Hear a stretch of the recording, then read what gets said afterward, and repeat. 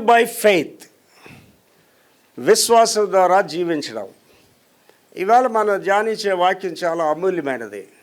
విశ్వాసం లేకుండా దేవుని దగ్గరికి రావడం సాధ్యం కాదు.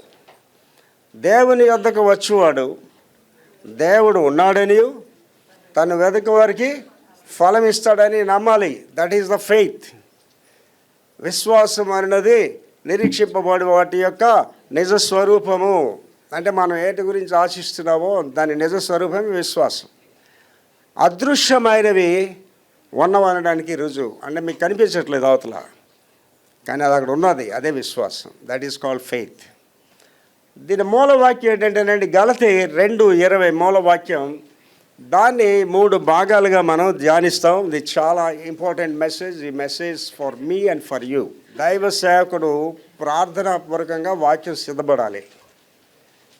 దైవ సేవకుడు ఆ బోధ ముందు తనకు బోధ చేసుకోవాలి, అది ప్రజలకు అందించాలి. నేను అది రెగ్యులర్గా చేస్తాను. నేను ఈ బోధ నాకు మీకు కూడా. మూలవాక్యం చదువుతాను. గలతీ 2:20. నేను క్రీస్తుతో కూడా సిలువ వేయబడి ఉన్నాను. నేను క్రీస్తుతో కూడా సిలువ వేయబడి ఉన్నాను. ఇకను జీవించువాడను నేను కాను. ఇకను జీవించువాడను నేను కాదు. క్రీస్తే నా యందు జీవించుచున్నాడు. యేసు క్రీస్తే నా యందు జీవిస్తున్నాడు. నేనిప్పుడు శరీరమందు జీవించుచున్న జీవితము, నేనిప్పుడు ఈ శరీరంలో జీవిస్తున్నాను కదా, జీవితము నన్ను ప్రేమించి నా కొరకు తన్ను తాను అప్పగించుకొని దేవుని కుమారుని అందలి విశ్వాసము వలన జీవించుచున్నాను. ఇందులో 2 భాగాలుగా చెప్తున్నాడు. ఒకటి ఏమంటున్నాడు, మళ్ళీ చదువుతలే. నేను క్రీస్తుతో కూడా సిలువ వేయబడి ఉన్నాను. ఇకను జీవించువాడని నేను కాను. ఫస్ట్ ఫేజ్ ఏంటంటే యేసు ప్రభుతో నేను సిలువ వేయబడి ఉన్నాను, జీవించేవాడు నేను కాదు. సెకండ్ ఫేజ్ ఏంటండి, క్రీస్తే నందు జీవించున్నాడు. నేను ఇప్పుడు శరీరమందు జీవించున్న జీవితము, అది సెకండ్ ఫేజ్. నేను ఇప్పుడు శరీరమందు జీవిస్తున్న దానికి రిమైనింగ్ లైఫ్. ఈ జీవితము నన్ను ప్రేమించి ఎవరైతే నన్ను ప్రేమించారో, నా కొరకు తన్ను తాను అప్పగించుకుని ఎవరైతే నా కొరకు శిలువ మీద తను తాను అప్పగించుకున్నారో, దేవుని కుమారుని అందలి ఆ దేవుని కుమారుని అందలి విశ్వాసం వల్ల జీవిస్తున్నాను. అంటే ఫస్ట్ థింగ్ ఏంటంటే ప్రభుని రక్షకుడిగా అంగీకరించాలి. 2, ఆయన కొరకే జీవించాలి. What for your living. అంటే మన గురించి మనం జీవిస్తే అన్నిటికీ మనకేం తేడా లేదు. ఎందుకు జీవిస్తున్నారు సార్ అంటే, మంచి ఉద్యోగం చేసుకుంటున్నారు సార్, మంచిదే, దట్స్ ఫైన్. ఏం చేస్తున్నారు, బాగా చదువుకుంటున్నారు సార్, మంచిదే, దట్ ఇస్ ఫైన్. దేవుని గురించి నువ్వైనా జీవిస్తున్నావా? Are you living for God anywhere in your life? 24 గంటల్లో దేవునికి 2 గంటల 40 నిమిషాలు కంపల్సరీగా ఇవ్వాలి. ఎంతమంది ఇస్తున్నారు? ఈ 24 గంటల్లో ఒక్కరికైనా సరే యేసు ప్రభు గురించి చెప్తున్నారా? 24 గంటల్లో నీ జీవిస్తున్న ప్రదేశంలో నీ కుటుంబాన్ని చూసి ఎవరైనా క్రైస్తవ కుటుంబాన్ని చెప్తున్నారా? చాలామంది క్రైస్తవులు అన్యుల కంటే అధ్వానంగా జీవిస్తారు. పౌలు గారు బాధపడుతూ అవుతారు. ఏమంటాడంటే, అన్యులలో కూడా ఇలాంటి అక్రమ కార్యాలు జరగవు అంటాడు. అంటే సంఘంలో చాలామంది ఏంటంటే ఇదేంటి గంజాయి మొక్కల్లాగా ఉంటారు, నేర్చుకోవడానికి ఇష్టపడరు. వాళ్ళు తప్పుని ఒప్పుగా అందరికీ తెలియజేయాలని ఆశిస్తారు. You cannot do that. And దావీదు అనే మహానుభావుడు తప్పుని ఒప్పుకొని విడిచిపెట్టాడు, తప్పుని కప్పుకోలేదు. దావీదు కానీ తప్పుని కప్పుకొని నేను పరిశుద్ధుడిని, నా బిడ్డల పరిశుద్ధుడు, నా వాళ్ళు పరిశుద్ధుడు అంటే దావీదు చరిత్ర ఉండదు. అసలు దావీదు కీర్తనలు కూడా ఉండవు. దేవుడు మన దగ్గర కోరుకున్నది ఏంటంటే, మన పాపాలు ఒప్పుకోవాలి, మన దోషాలు ఒప్పుకోవాలి. నా జీవితంలో నాకు ఇష్టం లేనిది ఏంటంటే, ఎవడైనా వచ్చి నాకు ఇలా నీతి చెప్తే నాకు ఇష్టం ఉండదండి. I don't like that. కారణం ఏంటంటే, నన్ను నేను పరీక్షించుకుంటాను, నన్ను నేను నలుగొట్టుకుంటాను. ప్రతిరోజు ఉదయం 4 గంటలకి 3:30కి లేచి యేసు ప్రభు అని అద్దం ముందు నిలబడి నన్ను నేను చూసుకుంటాను, ఎలాగున్నాను, నా మాట ఎలాగుంది, నా జీవితం ఎలాగుంది. 2వ భాగం ఏమంటున్నాడండి, క్రీస్తే నా యందు జీవించుచున్నాడు. నేనిప్పుడు శరీరమందు జీవించున్న జీవితము, అది 2వ భాగం. నేనిప్పుడు శరీరమందు జీవించిన జీవితం అంటే రిమైనింగ్ లైఫ్. అంటే విక్టర్ ప్రభాకర్ 72 సంవత్సరాలు నిండిపోయాయి. ఈ 73వ సంవత్సరం నుంచి నా స్టేట్మెంట్, అది పౌలు గారిది, నా స్టేట్మెంట్ కూడా అది. నేను ఇక మీదట జీవించిన జీవితము, నన్ను ఎవరైతే ప్రేమిస్తున్నారో నా కొరకు తన్ను తాను అప్పగించుకొని. ఎవరంటే మిమ్మల్ని ప్రేమిస్తున్నారు? మీ భార్య మిమ్మల్ని ప్రేమిస్తుందా? నీ భర్త నిన్ను ప్రేమిస్తున్నాడా? ఎవరు నేను ప్రేమిస్తాడు? నన్ను ఎవడని ప్రేమిస్తున్నాడు? ఎవడెవడు ప్రేమించడండి. మానవ ప్రేమలన్నీ కూడా స్వార్థంతో కూడుకున్నవే. మీరు ప్రేమిస్తే వాళ్ళు ప్రేమిస్తారు, మీరు ఇస్తే వాళ్ళు ఇస్తారు, మీరు ఇష్టపడినంత వాళ్ళు ఇష్టపడరు, మీరు ద్వేషిస్తే వాళ్ళు ద్వేషిస్తారు. అందుకేమన్నాడండి, ధరలోని ప్రేమలన్నీ స్థిరము కావు, తరిగిపోతాయి. ఎన్నాడన్నాడు మారనిది నా యేసుని ప్రేమ అంటున్నాడు. అంటే భార్యాభర్తల ప్రేమ గురించి ఏమన్నాడండి, వికసించిన ప్రేమ పుష్పము అన్నాడు. అంటే కొత్తగా పెళ్ళైన వాళ్ళు ఎంత లవ్లీగా ఉంటారండి. ఇంకా భార్య సమస్తం ఆడుంటాడు, భర్త ఆడుంటాడు. 3 నెలల తర్వాత స్టార్ట్ అవుతాయి గొడవలు. ఏంటి, భార్య భర్తల ప్రేమ వికసించిన ప్రేమ పుష్పము రాలిపోయి మోడిగా మిగిలిపోతుంది. That is the love of wife and husband. తల్లిదండ్రుల ప్రేమ ఏమనగానే నీడలా కరిగిపోతుంది అంటాడు. నూనె ఉన్నంతకాలము వెలిగి చారిపోద్ది అంటాడు. ఏవేళ తల్లిదండ్రులు ఎంతవరకు ప్రేమిస్తారండి. కోతిగారు ఒక ఏరు దాటుకొని వెళ్తున్నారట. కోతిగారు ఒక పిల్లని ఇలా పట్టుకొని ఎత్తుకొని వెళ్తుందట. అందరూ ఆశ్చర్యపోయారట. మనుషులకు కూడా ఇంత ప్రేమ ఉండదు, ఎంత ప్రేమ కోతికి, ఎంత చక్కగా ఇలా పట్టుకొని వెళ్తుందని. మధ్యకి వెళ్ళేసరికి అది మునిగిపోతుందట. వెంటనే పిల్లని కింద పెట్టి పిల్ల మీద నిలబడిపోయిందట.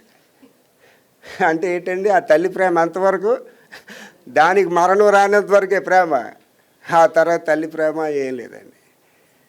ధరలోని ప్రేమలన్నీ స్థిరము కావు, తరిగిపోవును. నా జీవితంలో ఇవన్నీ అనుభవించానండి. అందుకే నా మెసేజ్ ఎంత పవర్ఫుల్గా ఉంటుందంటే అనుభవంలోంచి వస్తుంది. నా మెసేజ్ జీవితంలోంచి వస్తుంది. యేసు ప్రభు తప్ప నన్ను ప్రేమించేడు లేడండి, ప్రేమించలేరు కూడా. నన్ను భరించడం కూడా కష్టమే మనుషులు.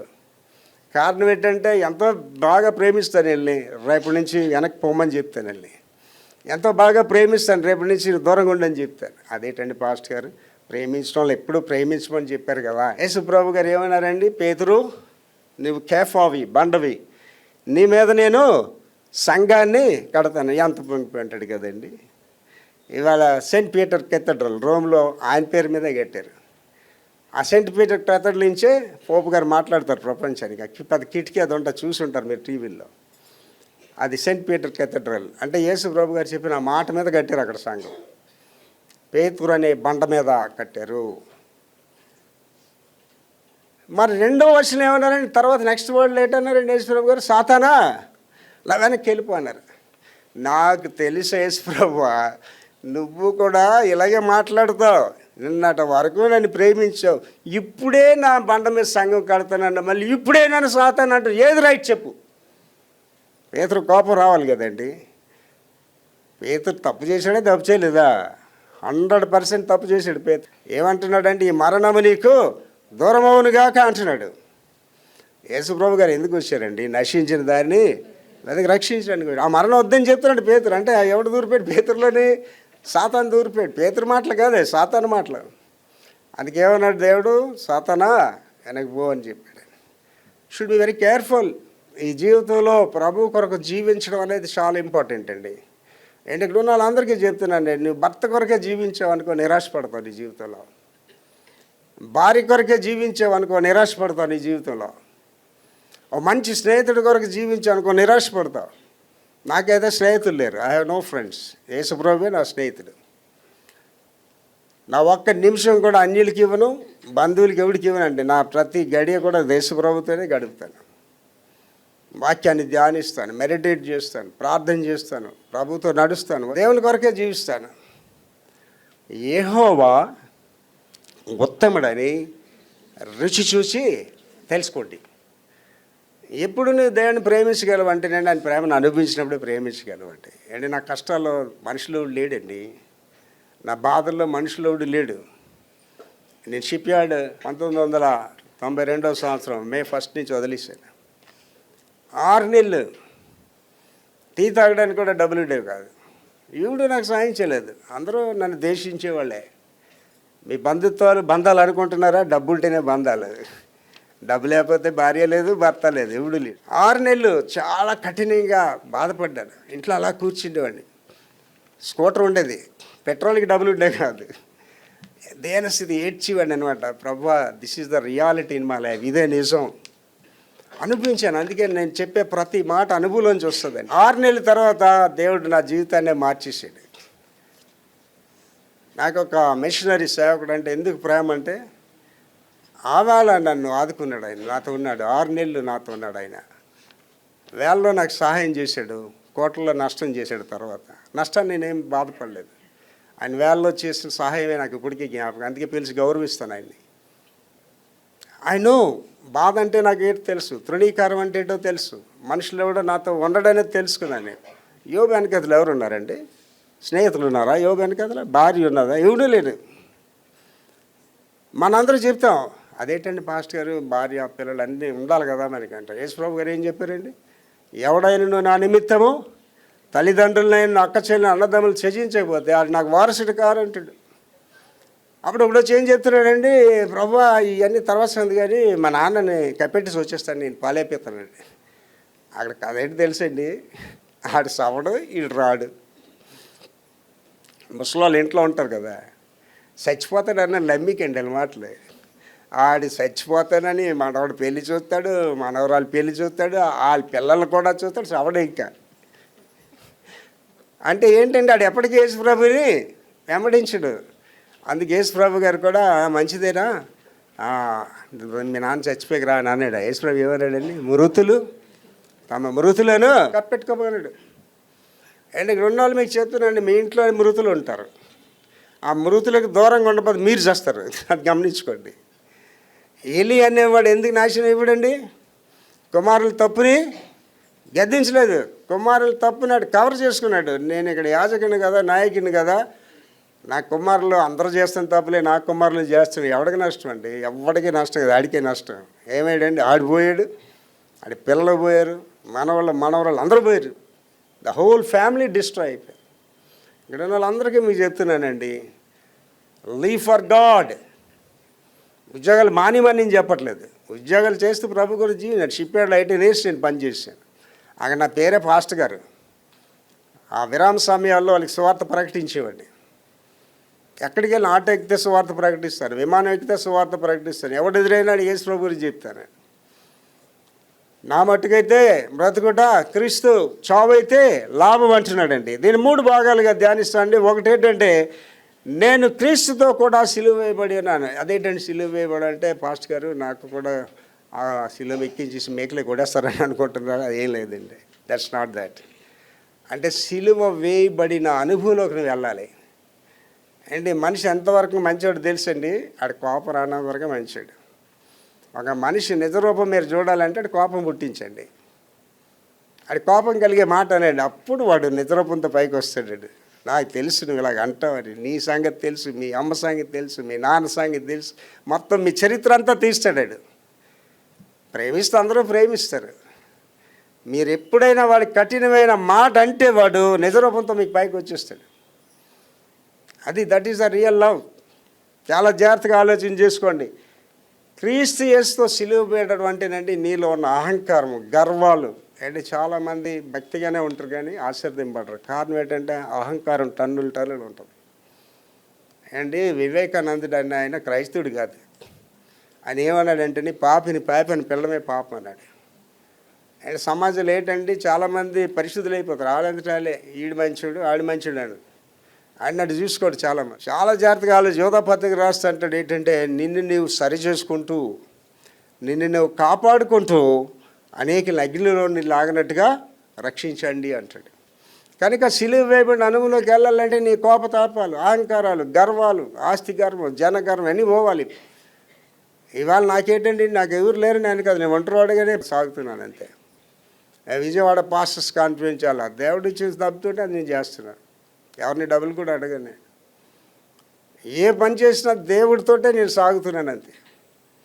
కనుక ఇక్కడ ఏంటంటే సిలువ వేయబడిన అనుభవం అంటే అనుభవంలోకి మనం వెళ్ళాలి. యేసుప్రభు గారు తప్పు చేశారండి, సిలువ వేశారా? ఆయన తప్పు చేశారండి, కొరడాలతో కొట్టారా? ఏమంటే నాలో దోషం ఉన్నదని ఎవరైనా నిరూపించగలరా అన్నాడు. Such a Holi man.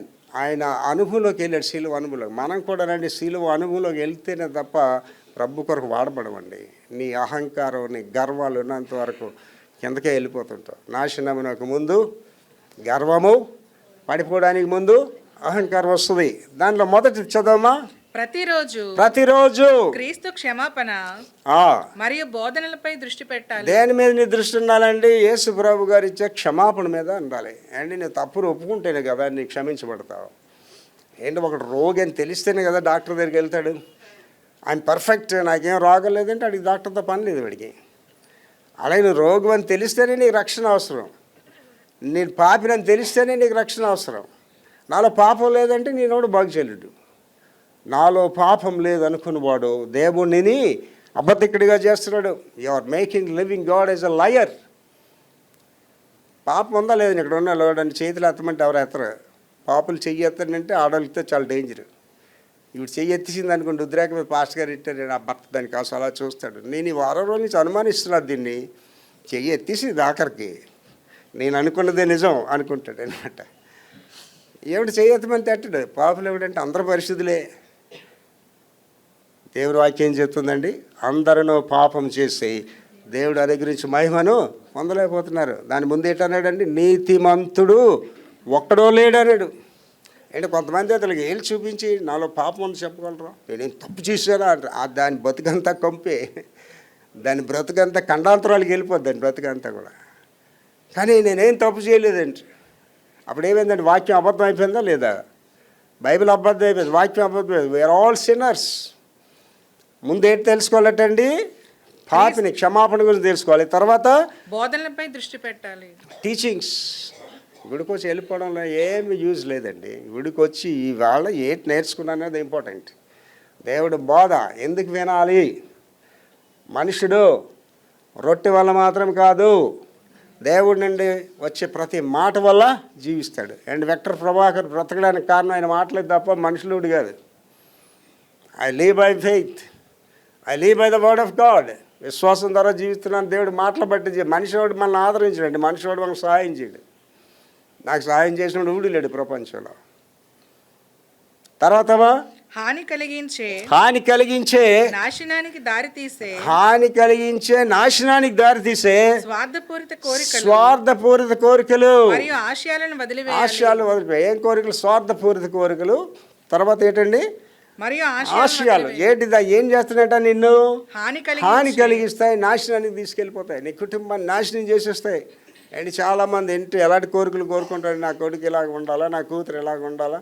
And కొంతమంది చెప్తారు ఆకాశమంత పందిరేసి బూదంతా పెట్టేసి నా పిల్లకి పెళ్లి చేయాలంటాడు. ఇట్లా ఈడేమో రోడ్ల మీద సారాకుట్లు అప్పుడు తిరుగుతుంటాడు. వీడు చాలా జాగ్రత్తగా మీరు ఆలోచన చేసుకోవాలి. హాని కలిగించే వాటి దట్టుకు దూరంగా ఉండండి.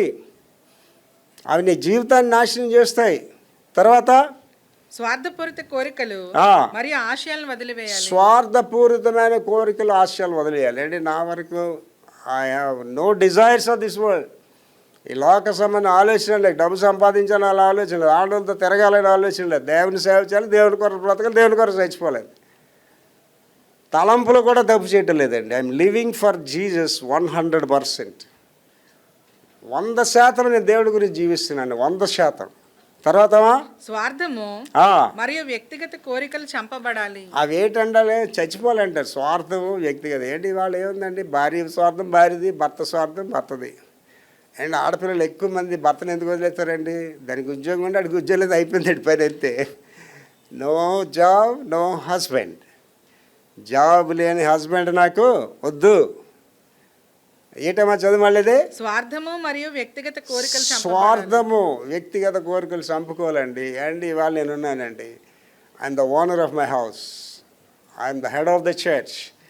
మా ఇంటికి రండి ఎప్పుడైనా. నేను నా పనులని నేనే చేసుకుంటాను. కానీ చాలామంది అడుగుతారు, మా పక్క పెద్దలు అడుగుతారు, ఏంటి సార్ ఇంత పెద్దవాళ్ళు మీరు తుడుస్తున్నారు ఏంటంటే, I don't feel shy to do my job. నా పని చేసుకోవడానికి సిగ్గుగా నేను చూసుకోను. అమెరికా దేశంలో నేర్చుకున్నాను ఇవన్నీ. అమెరికా దేశంలో dignity of labour.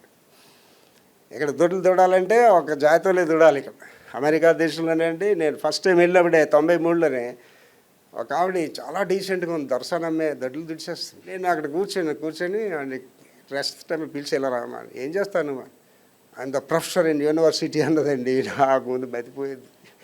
University professor ఆమె వెళ్ళి దొడ్లు దుడిచేస్తుందండి అమెరికాలో డిగ్నిటీ ఆఫ్ లేబర్. సింగపూర్ హగా ఇన్స్టిట్యూట్కి వెళ్ళాను నేను 21 days. నాకు అమెరికా అప్పటికి వెళ్ళి ఇచ్చిన అనుభవాలు ఉన్నాయి కాబట్టి సింగపూర్ 2000 సంవత్సరాలు వెళ్ళాను. నాకు ఆల్రెడీ తెలుసు అనమాట అమెరికన్స్ ఎలాగ ఉంటారు. ఆ కాన్ఫరెన్స్ హాలు ఆ గ్లాస్ డోర్స్ ఒక దొరగారు తుడుస్తున్నాడు శుభ్రంగా.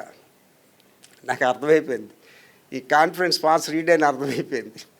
అంటే కొన్ని లక్షల రూపాయల కాన్ఫరెన్స్కి ఇచ్చినాడు, ఏం చేస్తున్నాడండి రోడ్లు తిడుతున్నాడు. నేను సైలెంట్కి వెళ్ళి గుడ్ మార్నింగ్ సార్ అని ఆడికి అర్థమైపోయింది, నాకు తెలిసిపోయింది. I'm very happy to see you sir అని. వై అన్నాడు.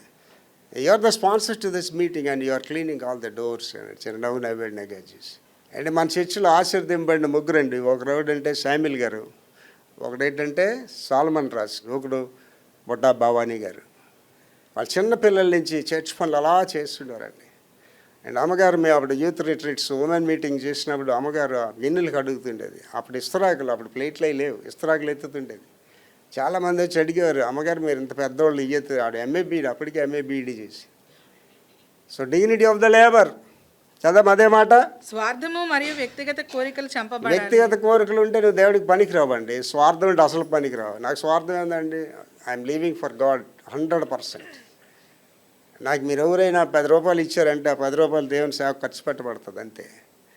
దేవుడు నాకు 10 నిమిషాలు ఇస్తే ఆ 10 నిమిషాలు దేవుని గురించే ఖర్చు చేస్తాను. నాకంటూ నేనేం జీవించట్లేదు. ఇక జీవించువాడను నేను కాదు, దేవుడే నాలో జీవిస్తున్నాడు. తర్వాత ప్రతిరోజు సిలువను మోసుకొని ఆయనకు ప్రీతికరమైన జీవితాన్ని గడపడానికి ఆయన చేసిన త్యాగంపై దృష్టి పెట్టాలి. ఏం చేయాలంటే ప్రతిరోజు సిలువ వేసుకోవాలంటే అండి. రోమ్లోని గుడ్ ఫ్రైడే రోజు కొన్ని విచిత్రమైన కార్యాలు చేస్తుంటారు. సిలువలు చాలా మంది తయారు అమ్ముతున్న సిలువ మోసుకొని అలా నడుచుకునేది. ఆ సిలువలు కాదు నువ్వు వేయవలసింది, నిజమైన సిలువ పోయి. ఒక భయంకరమైన తాగుబోతు భర్తున్నాడు అనుకోండి, వాటితో ఎంత నరకం అనిపిస్తుంది నా భార్య. అది సిలువ బయట అంటే రోజు సిలువ మోసుకొని వెళ్ళాలి ఆ పనికిమాలిన నడుతుంటే. అలాగే తిరుగుబోతు భార్య, పనికిమాలి భార్యతో అడిగి రోజు సిలువ మోసుకొని వెళ్ళాలండి. సిలువ మోసుకోవడం అంటే అది అండి. అంటే you have to bear the people, భరించాలి ప్రజల్ని, సిచ్యువేషన్స్ భరించాలి. తర్వాత దేవునికి ప్రీతికరమైన జీవితం అంటే ప్రతి దానిలో మంచిని వెతకడము. దేవునికి ప్రీతికరమైన జీవితం అంటేనండి మనసు వాచ కర్మన మంచిగా నువ్వు జీవించాలండి. అంటే నేను సేవకు వచ్చిన మొదట్లోనే చెప్పాను శామ్యుల్ బాబుకి, శామ్యుల్ బాబు ఎవడైనా నీ గురించి ఎవడైనా వచ్చి మీ అబ్బాయి అక్కడ తాగేసి పడిపోయాడని చెప్పిన, లేకపోతే మీ అబ్బాయి ఇలాంటి క్రైమ్లో ఇన్వాల్వ్ అని తెలిసిన ప్రసంగాలు చేయనని చెప్పానండి. చేయనని చెప్పాను. ఇవాళకి కూడా శామ్యుల్ బాబుకి అది ఎప్పుడు మనసులో ఉంటుంది. శామ్యుల్ బాబు అలా ఉండబట్టి నేను ప్రసంగాలు చేస్తున్నాను. అంటే నీ కుటుంబానికి సాక్షి లేకుండా నువ్వేం స్వార్థగ్రాలుగా చేస్తావు, నువ్వేమి పాస్టర్గా పనిచేస్తావు అంటే ముందు నీ కుటుంబాన్ని సరి చేసుకో, నీ బిడ్డలు సరి చేసుకో. కాపురం అనేవాడు ఆడి పిల్లలు భ్రష్టాతలు ఉండి ఆడేవాడికి పరిచయం చేస్తాడండి. ఎవడికి చెప్తాడు వాక్యం? మన జీవితాలు సరిగా ఉండాలి, మన కుటుంబం బాగుండాలి, మన బిడ్డలు బాగుండాలి. అది ఇక్కడ చెప్తున్నాడు. చదవండి లాస్ట్ ఒకసారి. దేవునికి ప్రీతికరమైన జీవితం అంటే ప్రతి దానిలో మంచిని వెతకడము. మంచిని వెతకాలి, చెడుని కాదు. నెంబర్ 2, జీవించువాడు నేను కాదు క్రీస్తు జీవించున్నాడు. జీవించువాడు నేను కాదు క్రీస్తు జీవించున్నాడు. అండ్ ఒకసారి ఆలోచించేయండి. నిజమైన మంచివాడు, నిజమైన సేవకుడు ఏం చెప్తాడు తెలుసండి, మీరు నాలో ఏదైనా మంచి చూస్తే అది నేను కాదు యేసు ప్రభు అని చెప్తాడు. ఏమంటే 31st నైట్ మా పిల్లలు చెప్పిన సాక్షులకి ఏడ్చాను, అతిశయించిన ఆత్మలో. సజీవమైన సాక్షులు చెప్పారండి పిల్లలు. నేను ప్రౌడ్ ఫీల్ అయినా, నా కుటుంబం ఇది. అనేకులు నాకు ఫోన్లు చేసి చెప్తున్నారు సాక్షులు, సార్ మీరు ఎంత చక్కగా పెంచుతున్నారు సార్ పిల్లల్ని. I full proud. ఏంటంటున్నాడండి, జీవించువాడు నేను కాదు క్రీస్తే నేను జీవిస్తున్నాడు. అంటే ఆ పిల్లలు ఏం చూశారండి నాలో? వాళ్ళు సాక్ష్యం చెప్పిన వాళ్ళు, పాస్టర్ గారు 4 గంటలు ఎత్తున్నారు కాబట్టి నేను లెగాలి, పాస్టర్ గారు దేవుని నమ్ముతున్నారు నేను నమ్మాలి. నేను చక్కగా పడుకొని రాత్రి 2 గంటల వరకు 3 గంటల ఊరు మీద తిరిగి అన్నిలతో టైం గడిపోవచ్చు ఇక్కడ ప్రసంగం చేసిస్తే నేను చెప్పలేను. 4 గంటలు లేకుండా నేను చెప్పలేను కదా. 4 గంటలు ఏమో నీకు కష్టంగా ఉంటుందా? ఎన్ని సాక్ష్యాలు చెప్పారండి పిల్లలు, గుండెలు పిండే సాక్ష్యాలు చెప్పారండి. వేకుజానే లెగిసి ప్రార్థన చేయని ఓ తల్లి, you the bad mother to your children అని చెప్పానండి. ఒకరోజు న్యూ ఇయర్ రోజు ఒక చర్చ్ వాళ్ళు పిలిచారు, పెద్ద చర్చ్, ఆ BHP వాళ్ళ దగ్గర. ఈ మాట చెప్పగానే స్త్రీల సమాజాలు అందరూ ప్రెసిడెంట్ గారి దగ్గరికి వెళ్ళిపోయి ఈ అయ్య గారిని మరి ఎన్నడనూ పిలవద్దు ప్రసంగాలకి అని చెప్పారంటే. ఇప్పటికీ నన్ను పిల్లలేదు. నన్ను ఒకసారి పిలిస్తే మళ్ళీ పిల్లరు అమెరికాలో కూడా. అందుకే వెళ్ళినప్పుడే సిద్ధపడి వెళ్ళిపోతాను, మొత్తం అన్నీ చెప్పాలి వీళ్ళకని. ఎంత ధైర్యం ఉండాలండి. ఒక ప్రసంగికుడికి ఒక పెద్ద చర్చ్ 1500 మంది దగ్గర ఉన్న చర్చ్లో నిలబడి ప్రార్థన చేయని ఓ తల్లి, your a bad mother to your children అని చెప్పడానికి ఎంత దమ్ము ఉండాలి, ఎంత ధైర్యం ఉండాలి కదండి. But I told them number 1 చదువుతాను. అందులో పౌలు ఇలా అంటాడు, పౌలు గారు చెప్తున్న స్టేట్మెంట్ ఏంటంటే, ఇక జీవించువాడని నేను కాదు, జీవించేవాడని ఇక నేను కాదు, క్రీస్తే నాలో జీవిస్తున్నాడు. అది కరెక్ట్ అండి. విక్టర్ ప్రభాకర్ గారు జీవించేది, నాలో యేసు ప్రభు జీవిస్తున్నాడు. ఏంటి మీ ఇష్టం వచ్చిన తిట్టచ్చు, you got ever right to abuse me, you got ever right to mock on me. మీరు నన్ను విమర్శించవచ్చు, హేళన కూడా చేయొచ్చు, ఐ డోంట్ కేర్. కారణం ఏంటంటే మీరు నన్ను ఏమైనా సరే, ఎవరికంటే నేను ఒక పెద్ద వ్యక్తి నాతో మాట్లాడుతాను, నా ప్రాజెక్ట్స్ అన్నీ చెప్పాను. అప్పుడు చెప్పాను, ఒక మాట చెప్పాను ఆ వ్యక్తికి ఏంటంటే, నా విజయము దేవుడిది, నా అపజయం కూడా దేవుడిదే. నాలాగే ఎంతమంది ప్రార్థన చేస్తారండి, దేవుడితో గోజాడుతానండి, ఓటమి ఒప్పుకోనండి దేవుడి దగ్గర. దేవుడితో సొంత పిల్లడి కంటే ఎక్కువగా గోజాడుతాను నేను దేవుడితో, అడుగుతాను, డిమాండ్ చేస్తాను దేవుడి దగ్గర. ఎవరిని అడుగుతామండి, వారు నాన్న లేడు, మా అమ్మ లేడు, నాకు సాయం చేసేవాడు ఎవరు లేడు, నాతో నిలబడేవాడు ఎవరు లేడు, నాతో ఉన్నాడు ఆయన్ని అడుగుతాను. అందుగురించే వేకుసారి లెగిస్తున్నాడు 3:30కి 2:30కి 4 ఎందుకు లేదు, ఆయనే నాకు దిక్కు, ఎవరు లేరు, మనుషులు కూడా ఉంటారండి మనతోటి. దావీదు గారు అదే అనుభూతితో చెప్తున్నాడు. ఏం చెప్తున్నాడు అంటే, ఆకాశం అది నువ్వు తప్ప నాకు ఎవరు లేరయ్యా, నీవు నాతో ఉంటే ఈ లోకంలో ఏది అక్కర్లేదు అంటాడు. మళ్ళీ చదివితే మొదటి పాయింట్, పౌలు ఇలా అంటాడు, ఇక జీవించువాడని నేను కాదు, క్రీస్తే నాలో జీవిస్తున్నాడు. యేసు ప్రభు నాలో జీవిస్తున్నాడు. దట్స్ వెరీ ఇంపార్టెంట్ థింగ్ అండి. యేసు ప్రభు నీలో ఉండాలంటే ఏంటండి, నువ్వు చచ్చిపోవాలి. గోధుమ గింజ చావని ఎడల ఒంటిగానే ఉంటుంది, అది చచ్చినప్పుడు బాగా ఫలిస్తుంది. నీ అహంకారాలు, నీ గర్వాలు, నా లెవెల్ ఏటనుకుంటున్నారు అండి. కోపం వస్తే మనుషులు విశ్వరూపం వస్తుంది కదా, ఏటనుకుంటున్నావు, ఎవరితో మాట్లాడుతున్నా తెలుసా, నా లెవెల్ ఏంటని మాట్లాడతారు. ఆ లెవెల్స్ అన్ని పక్కన పెడితే అప్పుడు దేవుడు నీలో ఉంటాడు. తర్వాత నేను ఇప్పుడు శరీరంలో జీవిస్తున్న జీవితాన్ని నన్ను ప్రేమించి నా కొరకు తాను అప్పగించుకున్న దేవుని కుమారునిపై విశ్వాసంతో జీవిస్తున్నాను. అంటే ఇక మీదట the remaining life of Victor Prabhakar, remaining life of the saint Paul garu మిగతా జీవితం అయిపోయిందిలేండి, ఆయన లేరు కదా, నేను ఉన్నాను కాబట్టి చెప్పుకోండి. నా మిగతా జీవితం ఎవరి గురించి జీవిస్తున్నానండి, దేవుడి గురించే జీవిస్తున్నాను. తర్వాత ఇక్కడ క్రీస్తుతో పాటు సిలువ వేయబడటంలో ఉన్న అంతరార్థాలను పౌలు వివరిస్తున్నాడు. సిలువ వేయబడడం అంటే చిన్న విషయం కాదు, ఇట్స్ నాట్ ఈజీ. అంటే చాలామందికి ఏం తెలియదు, యోబు లాంటి శ్రమలు నాకు ఇది, యోబు శ్రమలో కూడా మనుషుడు భరించగలడు. యోబు శ్రమలో ఈజ్ ఎ స్పెషల్ మ్యాన్. యోబు అనేవాడు ప్రత్యేకింపబడినవాడు, ఆయన దేవుడి చేత ఎలా చేయబడినవాడు. ఇంకొకడు ఎవడైనా ప్లేస్లో ఉంటే నాశనం అయిపోతాడు. యోబు కాబట్టి నిలబడి ఉన్నాడు అక్కడి వరకు. కనుక మీరు శ్రమలను ఆహ్వానించకండి, నాకు యోబు లాంటి శ్రమలు ఇచ్చే ప్రభు, నన్ను ఇలా చేసి ప్రభు అని అడగండి. దేవుడు ఇచ్చేసాడు అనుకోండి, మీ పని అవుట్, ఇంకా నిలబడలేరు విశ్వాసంలో. రైట్. తర్వాత పౌలు పాపులు సిలువపై క్రీస్తు చేసిన బలియాగంపై విశ్వాసం ఉంచినప్పుడు కలిగే సమూలమైన మార్పుని గురించి ప్రస్తావిస్తున్నాడు. అండ్ యేసు ప్రభువుని ఎప్పుడైతే విశ్వాసం ఉంచాడంటే నీలో సమూలమైన మార్పు వస్తుందండి, సంపూర్ణమైన మార్పు వస్తుంది. అని ఏం చెప్తున్నాడు తర్వాత మాటలో, ఒకడు కొత్తగా జన్మిస్తేనే తప్ప దేవుని రాజ్యాన్ని చూడలేడు. అంటే యూ మస్ట్ బోర్న్ అగైన్.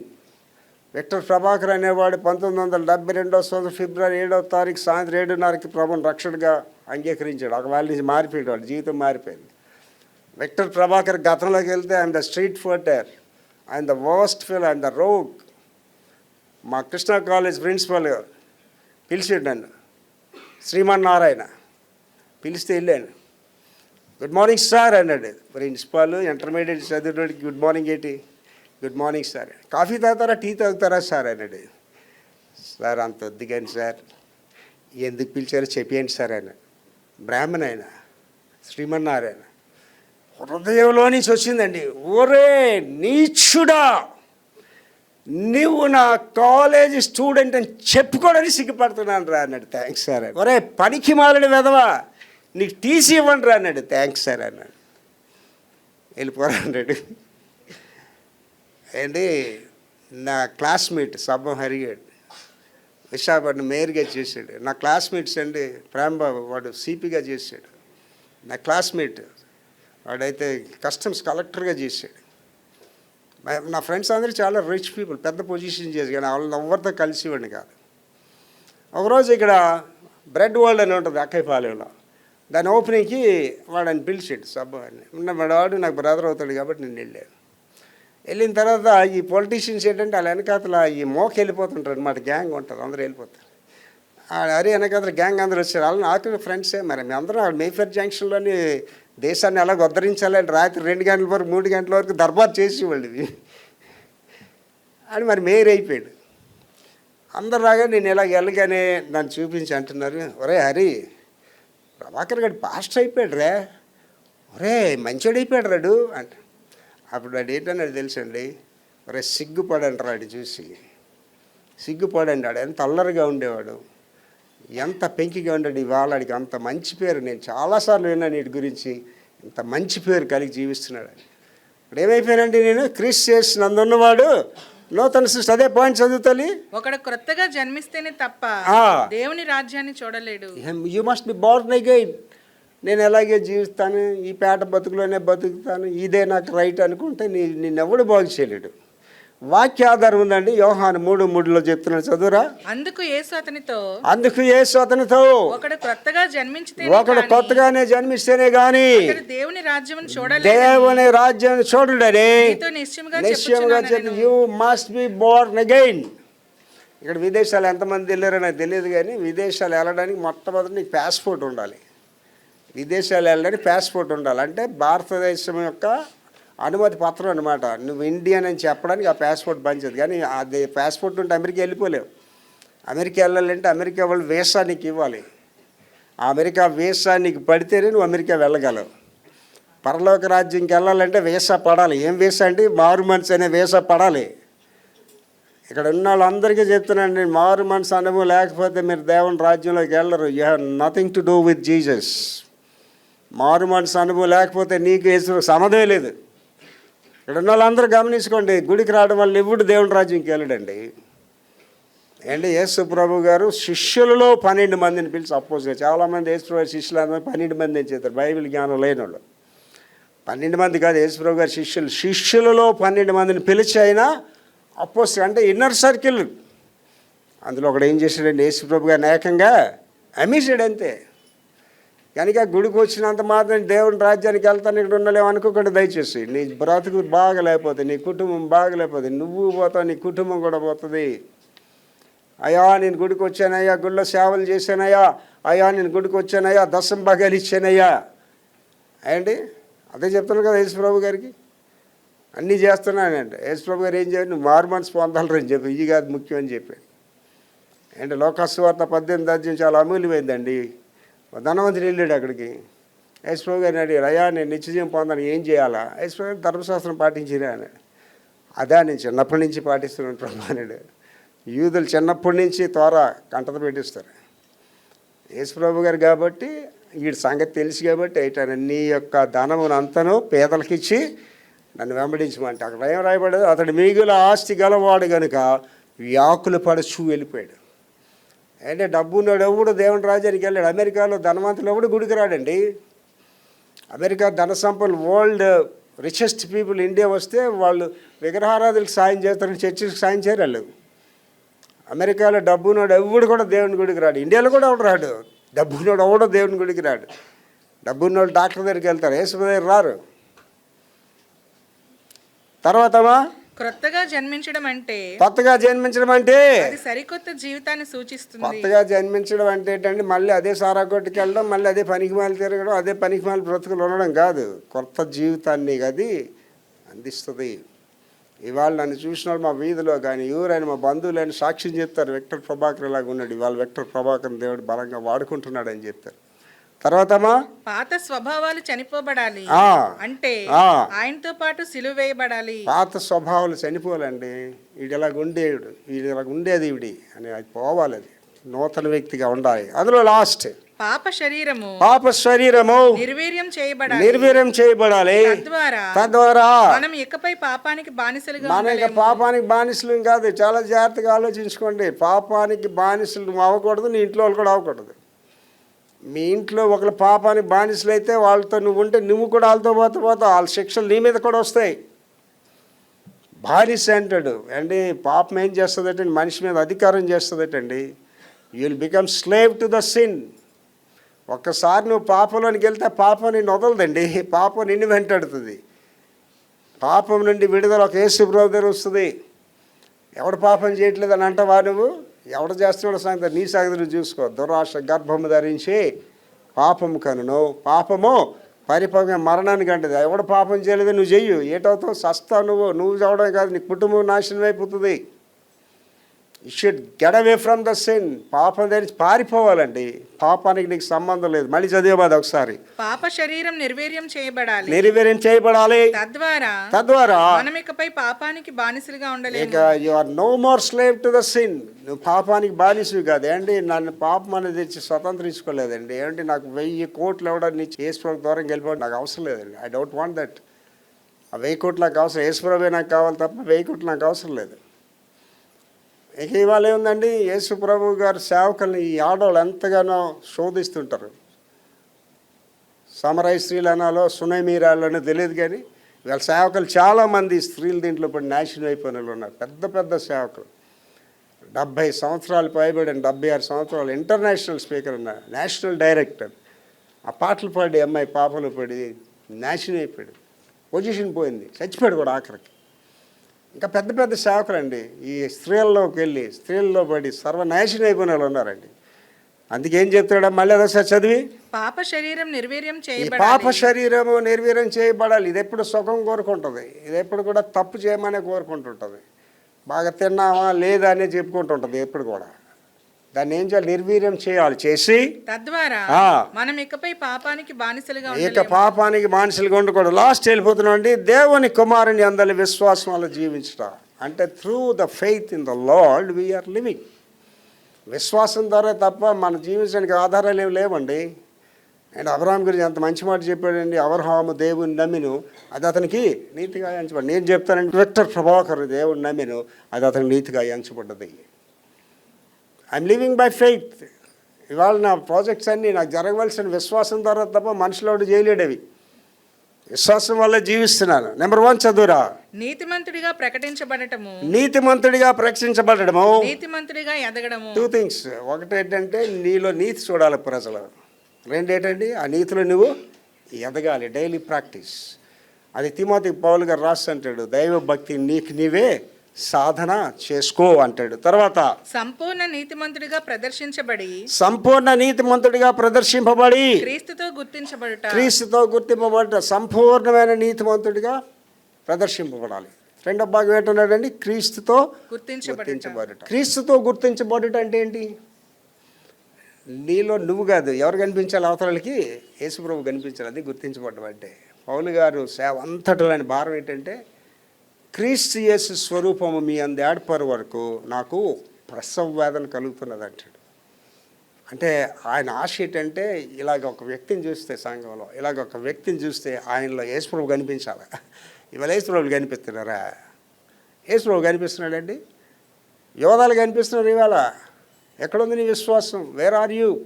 తర్వాతమ్మా విశ్వాసం ద్వారా జీవించడము, విశ్వాసం ద్వారా జీవించడం, ధర్మశాస్త్రానుసారంగా చనిపోవడం, ధర్మశాస్త్రానుసారంగా చనిపోవడం. విశ్వాసం వాళ్ళు జీవిస్తారు. ధర్మశాస్త్రం గురించి తెలుసుకోవాల్సింది ఏంటంటే, ధర్మశాస్త్రంలో ఒక ఆజ్ఞ నువ్వు పాటించకపోయినా ధర్మశాస్త్రం అంతా నువ్వు పాటించినట్టు లెక్క.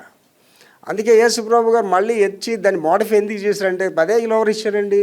యేసుప్రభు గారు ఇచ్చారు. యెహోవా దేవుడు, పరిశుద్ధాత్మ, యేసుప్రభు మన ముగ్గురు ఉన్నారు కదా, వాళ్ళే రాసి ఇచ్చారు. మరి ఆయన మోడిఫై చేశాడు. మోడిఫై ఎలా చేశాడండి? ఈ 10 ఆజ్ఞల వల్ల ఎవడో రక్షింపబడ్డని తెలిసిపోయింది యేసుప్రభు గారికి. ఎందుకంటే ఈ పనికి మళ్ళీ కొడుకులు అందరూ కూడా, అండ్ వాళ్ళ పేర్లు నేను చెప్పను, కానీ ఆ దినాల్లో అతను నీతిమంతుడిగా దేవుడికి కనిపించను, అందువల్ల ఆయన్ని అని కుటుంబాన్ని కాబట్టి తాగుబోతాడు అయిపోయి గొడ్లు ఇప్పిసి పడుకున్నాడు అండి నీతిమంతుడిని. నేనే అడుగుతాను దేవుడిని, ప్రభు అది ఏం భక్తుడు ప్రభు అని ఇలాగైపోయాడు ప్రభు అంటే. దేవుడితో ఇలా మాట్లాడుతుంటానండి, నా తండ్రితో మాట్లాడుతున్నట్టే మాట్లాడుతుంటానండి. ఇక్కడ ఏటి అవ్వాలంటున్నాడమ్మా? చదవమా. విశ్వాసం ద్వారా జీవించడము, విశ్వాసం ద్వారా బతకాలి, ధర్మశాస్త్రానుసారంగా చనిపోవు. ధర్మశాస్త్రం నీ మీద అధికారం చేసి నీ పని అయిపోయినట్టే. ఎవడో ధర్మశాస్త్రానికి నీతిమంతుడిగా తీర్చబడ్డా. ఏం చెప్తుందండి? వ్యభిచారంలో పట్టబడిన స్త్రీని రాళ్ళతో కొట్టి చంపేయాలి అంతే. ఎంతమందిని చంపాలి రోజుకి? ఎంతమందిని చంపాలండి? వ్యభిచారం అంటే ఏంటనుకుంటున్నారు? రోడ్ల మీద నిలబడి ఆడలు వ్యభిచారాలు అనుకుంటున్నారా? నీ భర్త తప్పించి నువ్వు ఇంకా పురుషుడు తేలితే యు ఆర్ ద ప్రాస్టిట్యూట్, వ్యభిచారివే. అప్పుడు నేనేం చేయమని చెప్తుంది ధర్మశాస్త్రం?